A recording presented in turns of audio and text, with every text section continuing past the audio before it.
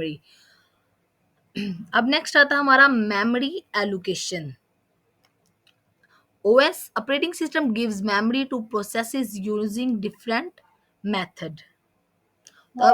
तो अब हम बात करते हैं ऑपरेटिंग सिस्टम प्रोसेसेस को मेमोरी कैसे देता है, यानी कि जो हमारा ऑपरेटिंग सिस्टम होता है वो हमारा प्रोसेसेस को मेमोरी कैसे देता है और किन मेथड्स का यूज करता है। ठीक है, सबसे पहले हमारा आता है फिक्स्ड ब्लॉक। सबसे पहले हमारा कौन सा आता है, फिक्स्ड ब्लॉक। ठीक है, इसमें क्या होता है, सबसे पहला मेथड है फिक्स्ड ब्लॉक एलोकेशन। इसमें मेमोरी को बराबर साइज का ब्लॉक्स में डिवाइड किया जाता है और हर प्रोसेस को एक ब्लॉक मिलता है। ठीक है, इसमें क्या होता है कि हमारी जो मेमोरी को बराबर साइज के ब्लॉक्स में डिवाइड किया जाता है और हर प्रोसेसर को एक ब्लॉक मिलता है। ठीक है, ये मेथड सिंपल होता है, लेकिन अगर प्रोसेस छोटा हो तो मेमोरी वेस्ट हो सकती है और अगर प्रोसेस बड़ा हो तो उसे मल्टीपल ब्लॉक्स की ज़रूरत पड़ती है। ठीक है, नेक्स्ट आता है हमारा वेरिएबल ब्लॉक्स। तो दूसरा मेथड है वेरिएबल ब्लॉक एलोकेशन। इसमें ऑपरेटिंग सिस्टम हर प्रोसेस को उसकी ज़रूरत के मुताबिक मेमोरी देता है। छोटी प्रोसेस को छोटी ब्लॉक, बड़ी प्रोसेस को बड़ी ब्लॉक। ये मेथड फ्लेक्सिबल होता है, लेकिन फ्रेगमेंटेशन का इशू हो सकता है, यानी मेमोरी के छोटे छोटे टुकड़े जो किसी काम के नहीं रहते। और तीसरा मेथड है हमारे पास based on need and availability allocation. ठीक है, ये डायनामिक होता है। Operating system real time check करता है कि प्रोसेस को कितनी मेमोरी चाहिए और सिस्टम में कितनी अवेलेबल है। ठीक है, ये क्या करता है कि ये रियल टाइम चेक करता है कि प्रोसेस को कितनी मेमोरी चाहिए और सिस्टम में कितनी अवेलेबल है। ठीक है, अगर मेमोरी अवेलेबल हो तो ऑपरेटिंग सिस्टम एलोकेट करता है, वरना प्रोसेस को वेट करना पड़ता है या वर्चुअल मेमोरी का यूज होता है। ठीक है, ये हमारी थी based on need and availability. ये हमने मेमोरी एलोकेशंस में क्या देखा, उसके डिफरेंट मेथड्स देखे हैं। ठीक है, अब नेक्स्ट हमारा आता है कॉन्टिग्युअस एलोकेशन। ठीक है, तो अब हम बात करते हैं कि क्लासिक मेमोरी एलोकेशन मेथड के बारे में, कि जिसे कहते हैं कॉन्टिग्युअस एलोकेशन। ठीक है, यानी कि ये हमारी एक क्लासिक मेमोरी एलोकेशन होती है जिसको हम कंटिन्यूज कंटिग्युअस एलोकेशन कहते हैं। ठीक है, तो इस मेथड में ऑपरेटिंग सिस्टम हर प्रोसेस को मेमोरी एक ही कंटिन्यूस ब्लॉक देता है, यानी एक सीधी लाइन में बिना टुकड़े टुकड़े की जगह। ठीक है, तो हमने क्या पढ़ा है अभी कि जो हमारा memory is given in one continuous block, यानी कि इस मेथड में हमारा जो ऑपरेटिंग सिस्टम होता है हर प्रोसेस को मेमोरी एक ही कंटिन्यूस ब्लॉक में देता है, यानी कि एक सीधी लाइन में। ठीक है, ये एक सीधी लाइन में मेमोरी देता है बिना टुकड़े टुकड़े की जगह। ठीक है, ये तरीका सिंपल होता है, मैनेज करना इजी होता है इसे, और ट्रैकिंग भी स्ट्रेट फॉरवर्ड होती है। तो सेकंड में easy to manage but causes fragmentation.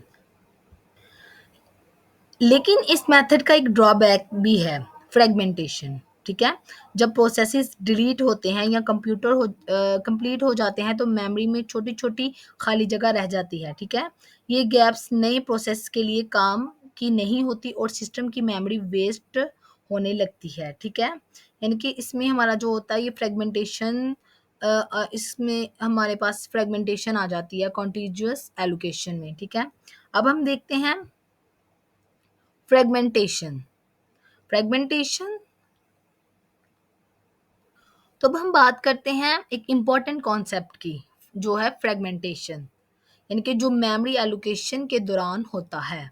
ठीक है, जो हमारा फ्रेगमेंटेशन का प्रोसेस है वो मेमोरी एलोकेशन के दरमियान होता है। ठीक है, तो हमारे पास फर्स्ट पे आती है इंटरनल फ्रेगमेंटेशन। सबसे पहले बात करते हैं इंटरनल फ्रेगमेंटेशन की। ये तब होती है जब एक प्रोसेस को फिक्स्ड साइज या मेमोरी ब्लॉक मिलता है।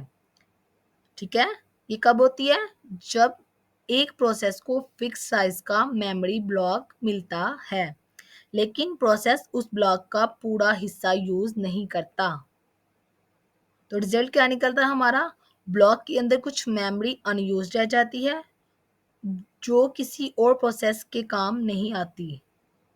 ठीक है, यानी कि हमने इंटरनल फ्रेगमेंटेशन में क्या देखा कि ये तब तो इंटरनल फ्रेगमेंटेशन हमारे पास कब होती है, जब हम एक प्रोसेस को फिक्स्ड या मेमोरी ब्लॉक देते हैं लेकिन वो उस ब्लॉक का पूरा हिस्सा इस्तेमाल नहीं करता। ठीक है, तो फिर ब्लॉक के अंदर कुछ जो हमारी मेमोरी होती है वो अनयूज्ड यानी कि इस्तेमाल के काबिल नहीं रहती, जो किसी और प्रोसेस के काम नहीं आती। सोचो, एक डब्बा जो आधा खाली है लेकिन दूसरा बंदा यूज नहीं कर सकता। ठीक है, तो नेक्स्ट हमारा आता है एक्सटर्नल फ्रेगमेंटेशन यानी कि free space scattered outside blocks. अब बात करते हैं एक्सटर्नल फ्रेगमेंटेशन की। ये तब होती है जब मेमोरी में छोटी छोटी खाली जगह होती है लेकिन कोई भी प्रोसेस इस दौरान, ठीक है, इसमें क्या था, एक्सटर्नल फ्रेगमेंटेशन में हमारे पास क्या आता है, ये हमारे पास तब होती है जब मेमोरी में छोटी छोटी खाली जगह होती हैं लेकिन कोई भी प्रोसेस इन टुकड़ों में फिट नहीं हो पाता। ठीक है, ये खाली जगह मेमोरी ब्लॉक्स के बाहर स्कैटर्ड होती हैं और सिस्टम के लिए बेकार बन जाती हैं। सोचिए कि एक शेल्फ जिसमें छोटी छोटी जगह है लेकिन कोई भी किताब उसमें फिट नहीं हो रही। ठीक है, ये आपने सोचना है।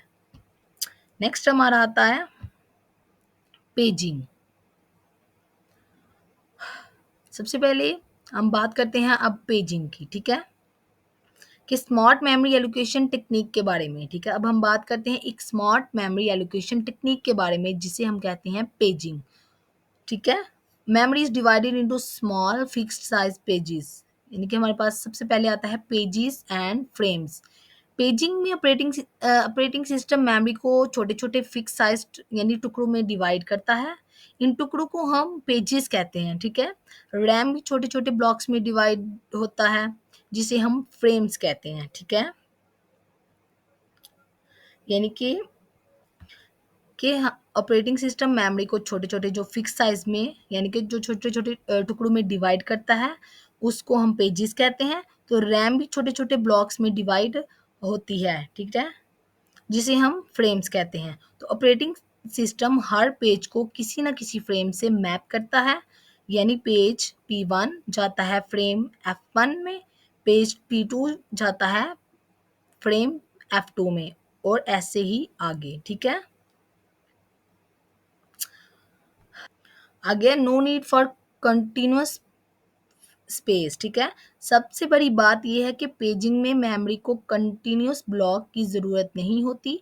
हर पेज अलग अलग फ्रेम में स्टोर हो सकता है चाहे वो रैम के किसी भी हिस्से में हो।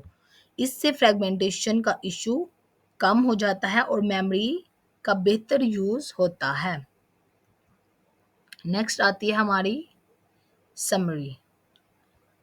तो डियर स्टूडेंट्स, अब तक हम समझ चुके हैं कि मेमोरी मैनेजमेंट सिर्फ एक टेक्निकल फीचर नहीं बल्कि एक बैकबोन है जो सिस्टम को फास्ट और ऑर्गेनाइज्ड रखता है। ठीक है, तो ऑपरेटिंग सिस्टम स्मार्ट तरीके से मेमोरी एलोकेट करता है ताकि हर प्रोसेस को उसकी ज़रूरत के मुताबिक स्पेस मिल सके, यानी कि memory management keep system fast and organised. Number 2 पे है हमारा operating system uses techniques like paging and allocation, यानी कि टेक्निक्स जैसे पेजिंग और एलोकेशन सिस्टम को एफिशिएंट बनाती हैं और फ्रेगमेंटेशन से बचाती हैं। उम्मीद है कि आपको आज के लेक्चर की अच्छी समझ आ चुकी होगी। Thank you for watching my video. Please subscribe my channel kernel की दुनिया। Thank you for watching my video.